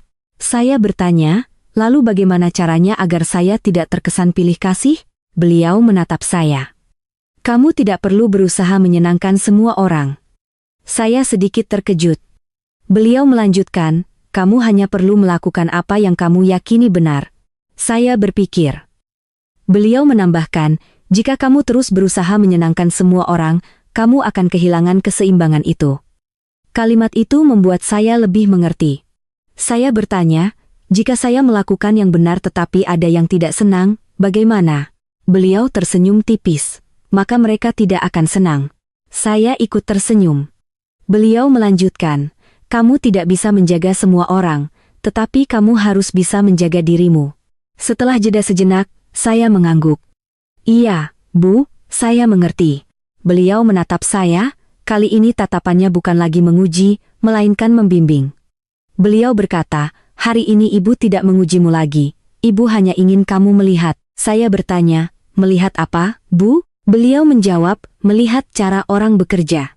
Setelah itu, beliau mengajak saya ke banyak tempat. Sebuah toko milik rekan bisnis, sebuah kantor kecil, sebuah bank. Di setiap tempat, beliau tidak banyak bicara, hanya mengamati, bertanya beberapa hal, lalu pergi. Tetapi saya memperhatikan cara beliau bertanya. Tidak langsung, tidak banyak, tetapi setiap pertanyaan tepat sasaran. Saya mulai mengerti, menjaga keseimbangan itu bukan hanya soal uang, tetapi soal cara pandang. Siang itu, kami makan dengan sederhana. Beliau bertanya pada saya, bagaimana menurutmu? Saya menjawab, iya, Bu. Saya lihat Ibu tidak banyak bicara, tetapi orang-orang tetap harus menjawab. Beliau tersenyum tipis. Itu cara bertanya. Saya mengangguk. Beliau melanjutkan, kamu tidak perlu banyak bicara, tetapi ketika bicara, harus tepat sasaran. Saya teringat beberapa hari sebelumnya, ada saat-saat saya diam, tetapi tidak selamanya diam itu benar. Beliau menatap saya, kamu sadarkan, waktu rapat itu kamu bicara di saat yang tepat? Saya mengangguk. Iya, Bu, saya sempat berpikir. Beliau berkata, itulah poin yang Ibu butuhkan. Saya tidak berkata apa-apa, tetapi saya mengerti beliau tidak hanya melihat tindakan, tetapi juga cara saya memilih waktu. Sore harinya, kami kembali ke hotel. Hampir semua orang sudah kembali. Eko melihat saya dan berlari mendekat. Mbak Ipar, sudah pulang jalan sama Ibu? Hari ini belajar apa? Saya tertawa. Belajar cara tidak banyak bicara. Eko tertawa. Wah, kalau itu aku tidak bisa belajar. Semua orang ikut tertawa, suasananya ringan. Tetapi saya tahu, saya sudah berbeda. Malam itu, ketika kembali ke kamar, Agung sudah duduk menunggu. Dia bertanya, bagaimana seharian ini bersama Ibu? Saya duduk dan menatapnya, aku jadi lebih mengerti banyak hal. Dia bertanya, mengerti apa? Saya berkata, mengerti bahwa tidak selamanya yang benar itu mudah. Dia mengangguk. Saya melanjutkan, dan tidak semua orang suka dengan kebenaran. Dia tersenyum tipis. Terdengar seperti ucapan ibu. Saya tersenyum. Iya, ibu yang bilang. Setelah jeda sejenak, Agung berkata, aku juga sedang belajar. Saya menatapnya. Belajar apa? Dia berkata, belajar untuk tidak membiarkanmu berdiri sendiri. Kalimat itu tidak keras, tetapi cukup. Saya tidak langsung menjawab. Saya hanya mengangguk pelan. Malam itu, saya berbaring menatap langit-langit. Perjalanan ini hanya tersisa 1 hari lagi. Tetapi yang saya dapatkan bukanlah sesuatu yang bisa dibawa pulang dalam koper, melainkan cara memandang kembali diri sendiri. Dan saya tahu, hari terakhir bukanlah akhir, melainkan awal dari sesuatu yang nyata. Pagi di hari terakhir di Jepang, saya bangun sangat pagi, bukan karena antusias seperti hari-hari pertama, melainkan karena saya tahu hari ini akan berbeda. Hari di mana tidak ada lagi ujian, tidak ada lagi pengamatan, melainkan permulaan yang sesungguhnya. Saya berdiri di depan jendela, memandangi jalanan. Kota masih damai, semuanya berjalan seperti biasa, tetapi di dalam hati saya ada perasaan yang sangat jelas, seolah saya akan melangkah ke fase baru. Ponsel saya bergetar, pesan dari ibu mertua. Setelah sarapan, semua ke kamar ibu. Bukan ruang rapat lagi, melainkan kamar beliau. Saya membacanya tanpa membalas, saya tahu pertemuan ini akan berbeda. Saat sarapan, suasana terasa lebih ringan dari hari-hari sebelumnya. Eko kembali banyak bicara. Rina lebih banyak tersenyum. Mas Rian juga ikut mengobrol, tetapi saya perhatikan, ibu mertua saya tidak banyak bicara. Beliau hanya makan, sesekali memandangi semua orang. Bapak mertua saya masih tetap tenang. Agung duduk di samping saya, tidak banyak bicara, tetapi sesekali menoleh ke arah saya, seolah memastikan saya baik-baik saja. Selesai sarapan, seluruh keluarga naik ke kamar ibu mertua. Ruangannya tidak besar, tetapi cukup untuk semua orang. Tidak ada meja panjang seperti saat rapat, hanya kursi-kursi dan sebuah meja teh. Suasananya lebih akrab. Ibu mertua saya berdiri di tengah, tidak langsung duduk. Beliau memandang berkeliling lalu berkata, duduklah. Semua orang duduk. Saya duduk di samping Agung. Bapak mertua duduk di samping ibu. Setelah jeda singkat, ibu mertua angkat bicara. Perjalanan ini, ibu bukan hanya ingin berlibur. Tidak ada yang terkejut.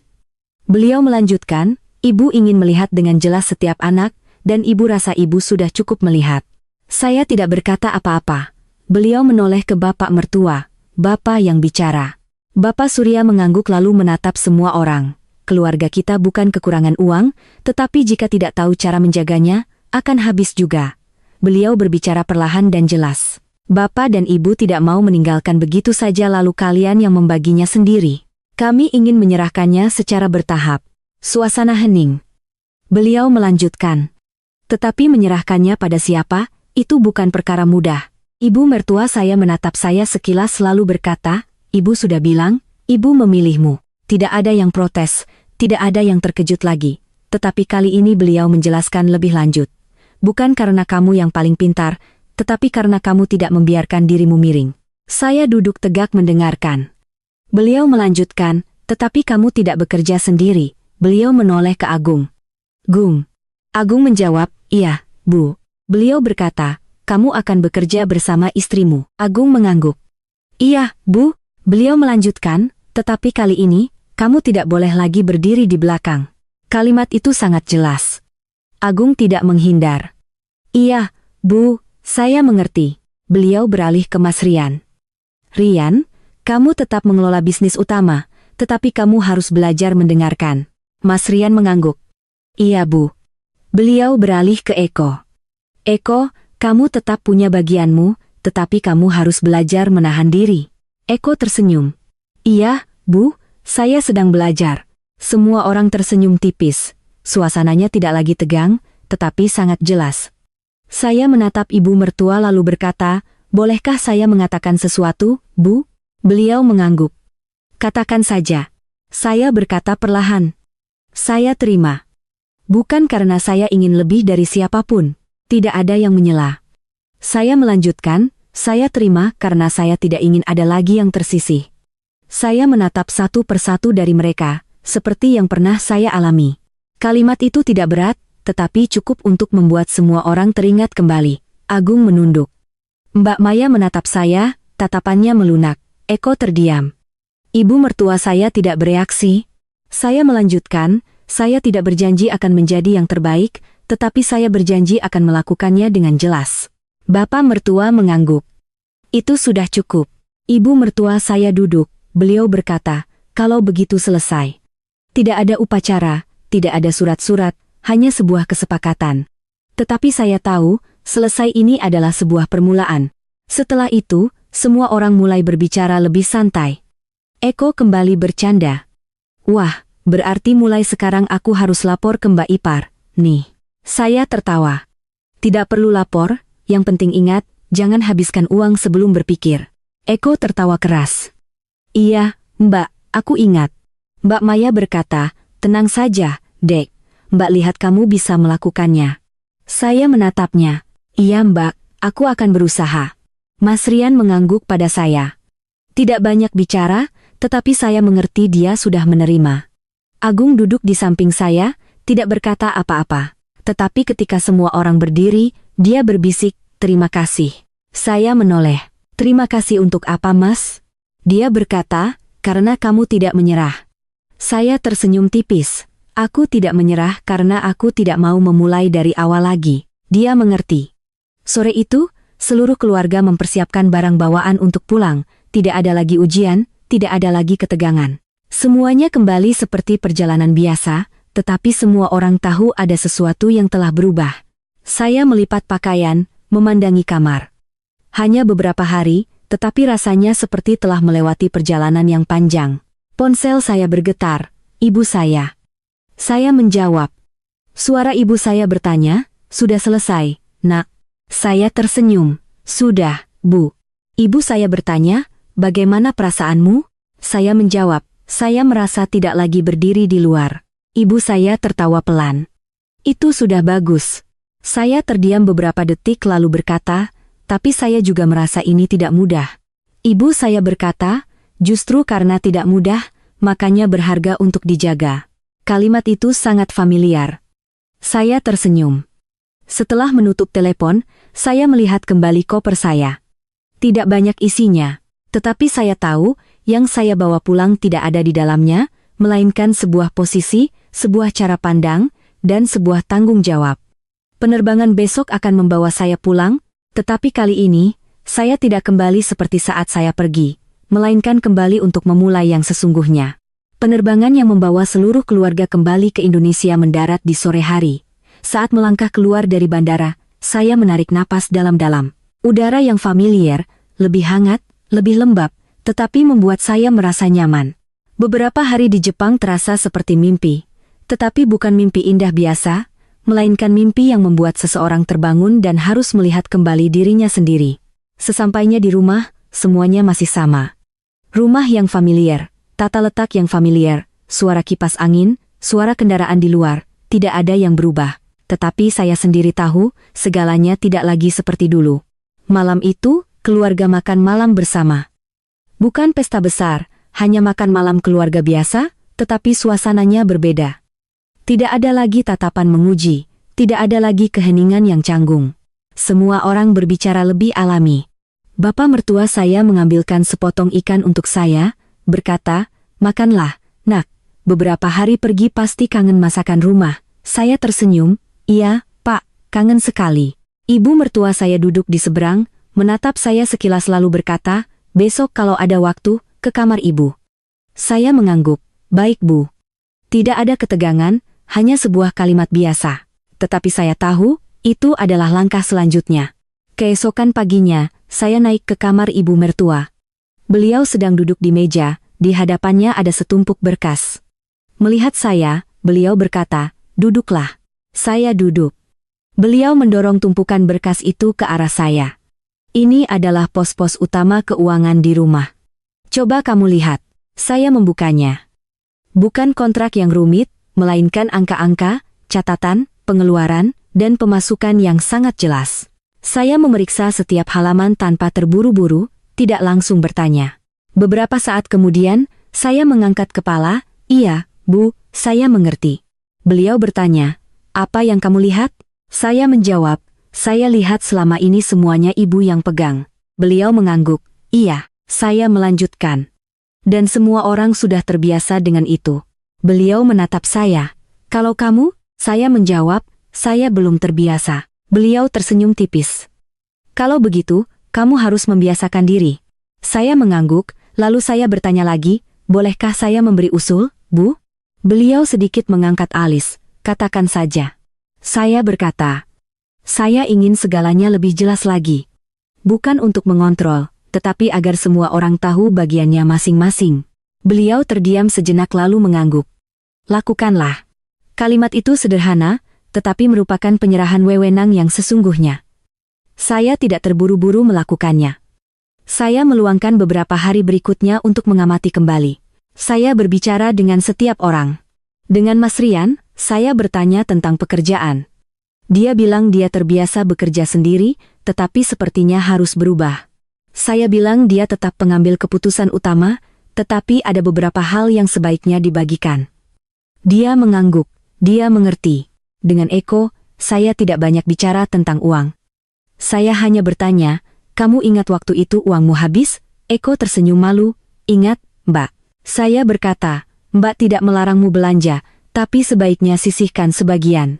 Eko mengangguk. Iya, Mbak, aku akan coba. Dengan Mbak Maya, saya tidak perlu banyak bicara. Dia hanya tersenyum. Tindakanmu sudah benar. Saya berkata, aku hanya takut tidak melakukannya dengan baik. Dia menjawab, tidak ada yang langsung bisa, yang penting kamu tidak melakukan kesalahan. Dan dengan Agung, malam itu, ketika hanya ada kami berdua di kamar, saya bertanya, Mas merasa sulit? Dia menatap saya. Sulit. Saya bertanya, kenapa? Dia berkata, karena aku harus berubah, dan tidak ada lagi tempat untuk menghindar. Saya mengangguk. Dia melanjutkan, tapi aku tidak mau kamu melakukannya sendirian. Saya menatapnya. Aku juga tidak mau. Setelah jeda sejenak, dia berkata, kali ini, aku akan berdiri bersamamu. Kalimat itu bukan janji besar, tetapi cukup. Hari-hari berikutnya, segalanya perlahan masuk ke dalam ritme yang baru. Tidak ada perdebatan, tidak ada yang menentang. Hanya saja setiap orang mulai berubah sedikit demi sedikit. Mas Rian mulai lebih banyak bertanya pendapat. Eko tahu kapan harus berhenti sebelum uangnya habis. Mbak Maya tetap tenang tetapi lebih lugas. Agung tidak lagi diam ketika harus berbicara. Dan ibu mertua saya, beliau masih ada di sana, tetapi tidak lagi memegang segalanya. Ada saat-saat beliau hanya melihat lalu mengangguk. Suatu sore, saat saya sedang merapikan buku catatan, ibu mertua masuk. Beliau berdiri memandang sejenak lalu bertanya, bagaimana menurutmu? Saya menjawab, tidak mudah, Bu. Beliau tersenyum tipis. Ibu sudah bilang. Saya melanjutkan, tapi saya rasa ini sepadan. Beliau menatap saya, tatapannya melunak. Kenapa? Saya menjawab, karena saya tidak lagi merasa berdiri di luar. Beliau terdiam. Lalu beliau berkata dengan sangat pelan, itu sudah cukup. Kisah ini tidak berakhir dengan sebuah peristiwa besar. Tidak ada yang menang, tidak ada yang kalah. Hanya saja setiap orang lebih memahami posisinya dan belajar untuk berdiri di tempat yang benar. Dan saya tidak menjadi yang terbaik. Tetapi saya menjadi orang yang tidak membiarkan dirinya miring. Dan saya mengerti satu hal dengan sangat jelas. Dalam sebuah keluarga, bukan siapa yang berbicara lebih keras yang benar, melainkan siapa yang bisa menjaga keseimbangan, dialah yang menjaga segalanya. Hadirin yang terhormat, terima kasih telah meluangkan waktu untuk mendengarkan cerita hari ini.